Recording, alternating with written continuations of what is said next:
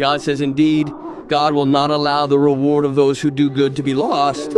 Not everyone who fathers a child is a father. A father is one who raises and loves. There was a woman who could not conceive, and every night she would say to her husband, my husband, I wish God would bless us with a child to love and raise. Oh, them. And her husband would console her, saying, perhaps God will write goodness for us. On a cold night, they heard the sound of crying outside the door. They looked at one another. Then the husband quickly opened the door. He froze in his place.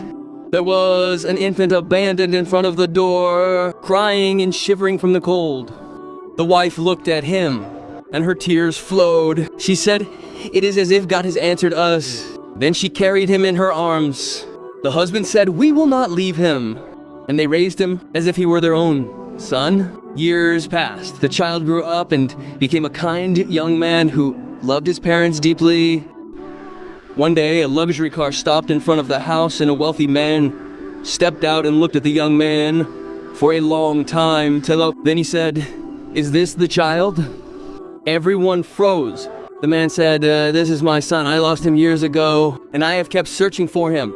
The young man looked at the poor man and said, you are my father, the one who raised me, not the one who fathered me. The woman wept and said, praise be to God, we were not deprived of motherhood. Not everyone who fathers is a father. The father is the one who raises and loves. We conclude with the words of the prophet Jonah, peace be upon him. There is no deity except you, exalted are you. Indeed, I have been of the wrongdoers.